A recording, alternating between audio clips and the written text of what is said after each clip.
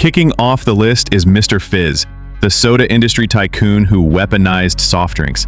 After the soda drinking age was raised to 13, he took matters into his own hands, launching a violent campaign against underage soda drinkers.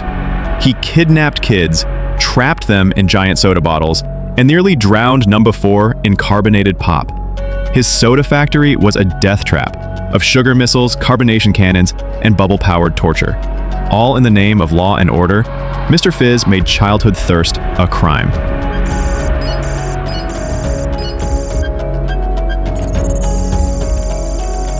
Next was Chester, the fast food mogul with a dark secret. On the surface, his burger joint looked like a fun, kid-friendly restaurant. Chester wanted to use neural headbands to trap kids into a dream world utopia to keep them at bay. He also fed kids to sharks. That's right, children became literal meat for his corporate empire. Miss Goodwall ran a zoo, but her animals weren't lions or bears. They were kids. She captured children, locked them in cages, and ran the place like a twisted amusement park. She didn't see children as people. She saw them as exhibits to be tamed, studied, and displayed. Nurse Claiborne didn't heal kids, she infected them. She deliberately spread pink eye across schools, only to scrape the crust from infected eyelids and bake it into apple crumble pies. Yes, the secret ingredient was eye mucus. Her culinary crimes fooled entire cafeterias. Number 2 nearly vomited after discovering the horrifying recipe. Her twisted plan was all about turning disease into dessert. Mr. Boss was the face of corporate evil in the KND universe. He smoked cigars, wore a power suit, and ran adult villain operations like a business, one where fun was always the first thing cut. Mr. Boss tried to send a group of girls all the way to Pluto. That is diabolical! In an alternate future, Margaret became more than a brat. She became a tyrant.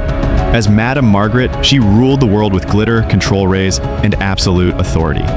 Boys were outlawed. Children were forcibly converted into ballerinas. She brainwashed the population into loving her rule, rewriting childhood to reflect her vision of perfection. Cree Lincoln was once a top KND operative, and number 5's own sister, but she turned her back on the cause and became one of its most dangerous enemies. She used her insider knowledge to sabotage missions and try to achieve her plans to send the moon base into the sun, which would have meant mass murder. These 5 weren't always evil. They were once Sector Z, brilliant, brave KND agents. But Father captured them, wiped their minds, and fused them into a hive mind monstrosity. Now they spoke in perfect unison, moved in sync, and served only him. They built death machines disguised as birthday cakes, kidnapped kids, and helped lead global assaults on the KND. Father was the mastermind behind most of the horrors the KND faced. He orchestrated the delightfulization of Sector Z. He led the Adult Villain League. He tried to bake kids into a giant cake oven, and even attempted to wipe out KND leadership on multiple occasions. Underneath the fire and shadows was a twisted man obsessed with order and obedience. He didn't want to rule childhood.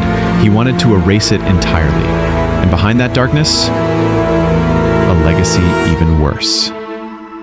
Topping the list was the oldest and most terrifying villain of all, Grandfather. Long before the KND existed, he enslaved the entire world's children. These kids worked endlessly in pudding factories, drained of joy, energy, and identity. His rise to power was only stopped by number 0, Nigel Uno's own father.